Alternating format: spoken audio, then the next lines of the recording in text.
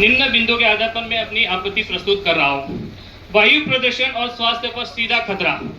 खनन से उत्पन्न धूलकण PM 2.5 और PM 10 वातावरण में मिलकर हवा को विषाक्त करेंगे।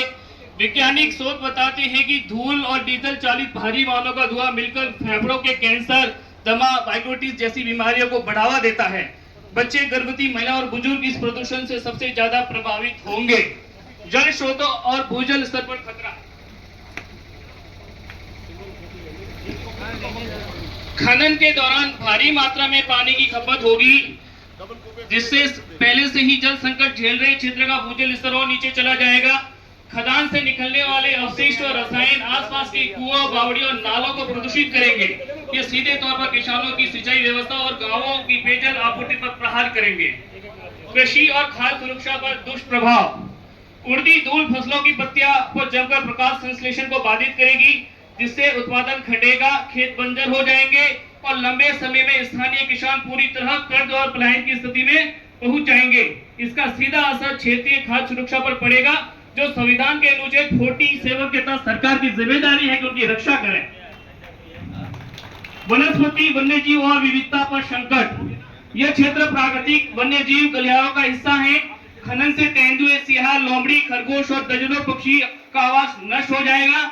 राजस्थान राज्य जैव विविधता बोर्ड की रिपोर्ट के अनुसार सिरोही आबू क्षेत्र संवेदनशील जैव विविधता क्षेत्र है। पेड़ों की कटाई और विस्फोटक में मिट्टी की ऊपरी परत नष्ट होकर पुनर्विकास असंभव हो जाएगा।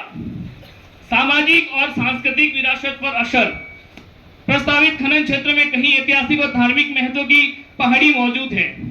यह केवल चट्टाने नहीं बल्कि स्थानीय संस्कृति, आस्था और परंपरा की धरोहर है। खनन से इनका विनाश सांस्कृतिक नरसंहार के समान होगा। आदिवासी समाज और आजीविका पर संकट। पिंडवाड़ा तहसील को TSP ट्राइबल सब प्लान क्षेत्र घोषित कर रखा है, जहां अधिकांश जनसंख्या आदिवासी है, गरीब किसान परिवारों की है। उनकी आजीविका का मुख्य साधन कृषि और पशुपालन है, जो खनन से बर्बाद हो जाएगा। आदिवासी समाज के संवैधानिक अधिकारों और पेशा कानून 1996 की भावना का सीधा उल्लंघन है। पर्यावरणीय कानून और संवैधानिक प्रावधानों का उल्लंघन। भारतीय संविधान का अनुच्छेद 21 प्रत्येक नागरिक को स्वच्छ, स्वस्थ और जीवन का अधिकार देता है।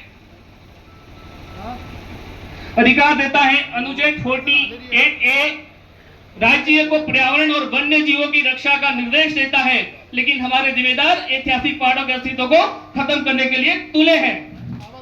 हर नागरिक पर्यावरण की रक्षा का दायित्व सौंपता है। इस परियोजना की स्वीकृति इन सभा प्रावधानों का उल्लंघन है। जलवायु परिवर्तन और भविष्य की पीढ़ियों पर प्रभाव। खनन से स्थानीय तापमान बढ़ेगा, वर्षा का चक्र प्रभावित होगा, भूमि का क्षरण होगा। राजस्थान पहले से ही जलवायु परिवर्तन के कारण मरुस्थलीय और सूखे की चपेट में है।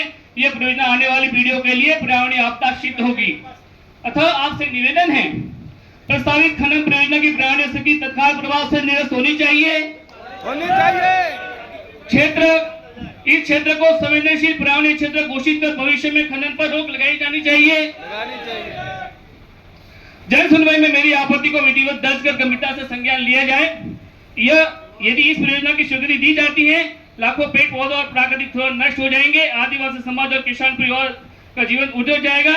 जल, जंगल और जमीन पर संकट आ जाएगा। जनता में आक्रोश है, उग्र आंदोलन की स्थिति भी उत्पन्न हो सकती है। यह केवल एक परियोजना का मुद्दा नहीं है, बल्कि प्रकृति बना विनाश का प्रश्न है।